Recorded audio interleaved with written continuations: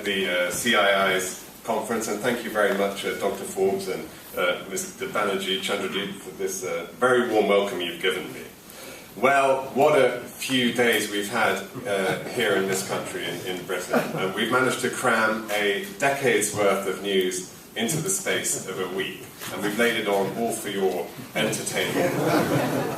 Wimbledon was not enough this year, so we've decided to give you the treat of serial resignations across our system of government, major political disruption in all our major parties, all for your enjoyment. What I do want to do, though, is to reassure you that the uncertainty which many of you may have in your minds about the UK now, as we enter this new phase in our relations with the rest of the European Union, I want to put some of that uncertainty to rest, because I imagine that one or two of you might be worrying that Britain is about to become a more insular and inward-looking country. And I just want to put that idea completely out of your minds, if I can. More than ever, we're going to be an outward-looking, adventurous, confident, optimistic country that looks more than ever for the opportunities that there are around the world. And I was really encouraged by the remarks from CB, Mr. Banerjee, and Dr. Forbes in many respects. They do underline that there are hugely promising opportunities for the UK-India bilateral economic relationship that we must now all the more make sure we focus on. And we have so many strengths in our bilateral relationship on which we must now rapidly build. We are, as countries, very long-standing partners. Our links are old and deep. They're rooted in our people, in our businesses, and also in our shared values and ambition. I was very pleased to hear such positive words about the potential for a bilateral UK-India free trade agreement. And as Dr. Forbes mentioned in his remarks, it has been very frustrating that the EU-India free trade agreement has been so slow in making progress. Launched in 2007, it's suffered several pauses. I'm not sure whether it's moving at all at the moment. I hope it is, in discussions. But it has been taking too long to make progress, and I sincerely hope that a tighter bilateral trade agreement between the UK and India, notwithstanding the opportunities for British wine exports, which I believe are substantial, can make rapid progress now. But beyond trade, we have, as Dr. Forbes and Mr. Banerjee said, very strong people-to-people ties, and we mustn't ignore those. We have here in the UK a very substantial population of 1.5 million with its roots in India. It's one of the biggest diasporic populations in the world. It's also, in terms of our communities here in the UK, one of the most successful and dynamic, and is making a huge contribution to our national life.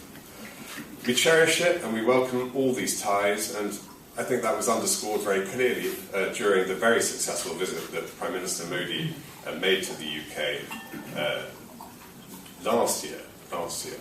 And the highlight for me was when he went to Parliament Square, and the High Commissioner was there at the time, and laid a wreath at the new statue to Mahatma Gandhi that has recently gone up in Parliament Square. That for me was a great moment to fill what was a glaring omission in the lineup of statues of eminent people from around the world in our Parliament Square. I'm really pleased that was a big moment that brought the two nations together in that way. Turning to the areas I'm responsible for as a minister in the government, they are some of the most promising aspects of our bilateral relationship. Starting with education, we had, as a team in the department, strong relations with Honourable Minister Smriti Irani, who's moved on to a new post in textiles, where I'm sure she'll be pushing textile exports into the UK under the new trade agreement we'll soon strike, and look forward to developing good relations with her successor, Prakash Javadekar. And I look forward to meeting him later this year, I hope, when I'll be in India in November. Engagement is really, really important in this respect. We have a very strong flow of students from India to the UK. We want to see more movement in that direction, but also more movement in the other direction. We want to see more students from the UK understand the many ways in which Indian research and Indian academia is excellent, and with the benefit from a flow also in that direction. And we want to see also more collaboration between our universities, our research councils, between institutions such as the British Council and its counterparts in India. The UK-India Research Initiative, which has been a long-standing feature of our bilateral relationship, is one of the great underpinning supports to this relationship, and it's going from strength to strength. We've just bilaterally on both sides committed a further £35 million to supporting the UK EARI partnership, and I'm pleased that BIS, the department I represent, has committed a further £10 million of funding to keep that going until 2021. We will be working very hard as a government to ensure that we are communicating clearly in India that we really are open and warmly welcoming Indian students. I have been concerned that there is a perception that we are not. We most definitely are. There is no limit at all on the number of Indian students who can come and study in the UK, and there's no limit, no cap, no limit on the number of Indian students who can stay on and work post-study, provided they get a graduate level job. Another very promising area is, as Dr. Forbes mentioned, in the vital role of science and innovation in driving growth and prosperity. Prime Minister Modi, in his visit to the UK last year, announced that 2016, this year, would be the UK-India Year of Education, Research and Innovation. And last month, Dr. Harsh Vardhan, India's Minister for Science and Technology and Earth Sciences, and I chaired the 5th UK-India Science and Innovation Council. It was an exceptionally productive day of meetings at Lancaster House. And we celebrated aspects of that relationship, such as the successful UK-India Newton Baba programme, which was established in 2014, but is now the largest bilateral initiative we have for facilitating research and innovation collaboration. In less than 10 years, we've developed a portfolio of co-funded research and innovation partnerships that are now worth over £200 million. And it's an incredibly promising programme, and we are very committed as a government to supporting it and to seeing it grow. We've already engaged more than 90 businesses and industry groups, small and medium-sized ones, all the way up to big industrial houses in both countries.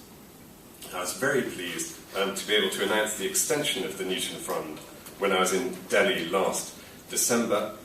This collaboration means that our two countries are working very, very closely together on these big global societal challenges. And what better way is there to forge our joint future than that? As I said, I'm very much looking forward to going out to Delhi in November. Between the 7th and the 9th of November, we will be partnering India at the 2016 Tech Summit in Delhi. That will be a celebration of what will be a booming partnership. It will showcase the very best leading-edge technologies in the world and explore new and even more ambitious collaborations. I'm very much looking forward to seeing many of you there and want to encourage UK-based companies to attend this important UK-India summit later this year. So, in conclusion, I very much share Dr. Forbes' confidence that UK-India relations are only going to go from strength to strength in years ahead, despite, indeed perhaps because of, Brexit. We are, I think, as a country, heading well into the acceptance phase of the various phases in the grief cycle you described. we're very keen to make the most of the opportunities that are now revealing themselves before us, and we look forward very much to working with the CII and all the businesses here in this room to make the most of them in years ahead. So thank you very much.